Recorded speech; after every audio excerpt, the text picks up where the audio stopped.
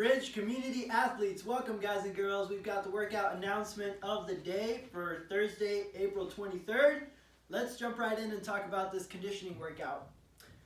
10 rounds for time. We're going to start with 12 kettlebell swings, or if you don't have a kettlebell today, you can sub those out for squat jumps. You can also use a dumbbell, and I'll demonstrate how to use that for swings. But if you don't have any equipment, you can sub that out for squat jumps. Either way, you're doing 12 repetitions, then going into 9 V-ups. After that, 6 push press with whatever object you have available. If you have a dumbbell, great. If you have a kettlebell, great, use that. If you're lucky enough to have a barbell, great, go ahead and use that. Whatever equipment you have available today. 10 rounds of that is your workout today. Let's talk about range of motion and points of performance for the movements, starting with the kettlebell swings. We're not prescribing Russian or American today. It's going to mostly depend on the weight of the kettlebell that you have available. So if you have a kettlebell that you are able to get completely overhead for American swings, go ahead and do those. If you don't, if you have a heavier kettlebell that you're not comfortable getting overhead, then stick to Russian kettlebell swings. Totally fine. Either way, when you set up for these guys, make sure to keep those backs nice and tight. So instead of hunching over to pick up that kettlebell, think about picking it up with integrity. Tightening up the core, sending that belly button forward, and hinging at the hips instead of slouching and compromising your spine. So again, nice and tight, hinge at the hips, pick up that kettlebell, bring it in towards you, squeeze your butt, drive the hips forward. Again, if it's heavy, stick with Russian. If you're able to, try to get it all the way overhead for the full range of motion American swings. Next movement, again, if you don't have a kettlebell, you can use a dumbbell for these by either doing single arm swings, or you can also grab one head of the dumbbell and do swings that way. The other scaling option is to do jumping squats. Full squat and then drive it up.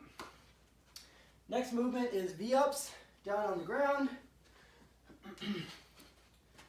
Think about tightening up that core, driving that belly button down into the ground, bringing your feet and your hands together, back down, up, and back down. Try to keep your hands and your feet hovering from the ground the whole time. It's just going to make it a little bit extra challenging. Last movement, push press. If you have a dumbbell, I'll demo with that. If you have a dumbbell, great. One dip, drive it up. Back down, dip, drive it up. You can do these with your kettlebell as well.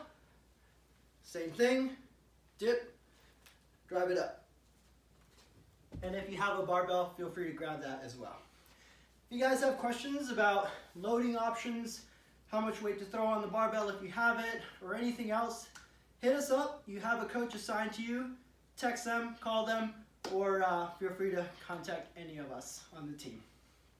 Okay, let's talk about getting warm. Warm up is going to start with 3 minutes of cardio of your choice. If you have a bike, great, hop on that. If you have a rower, get on the rower. If you have a jump rope, get some single or double unders in, and just work for 3 minutes. The intention is just to get your heart rate up, get that body nice and warm, and just kind of get you primed for the rest of the warm-up, which will be 3 rounds of 5 burpees, good quality burpees, hinging at the hips, hands down to the feet, feet come out, feet come in, and then make sure to give me that hop at the top. 5 burpees into 6 kettlebell swings, which you guys already saw. We're going to make those Russian, so only going to eye level for now, and then finishing it up with 7 sit-ups.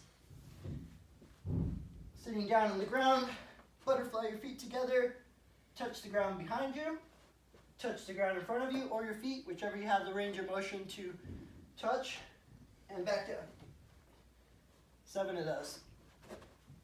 Once you guys are done with 3 rounds of that, just make sure to go through the movements in the workout, use the weight that you're planning on using in the workout, make sure it feels good, and then get after it.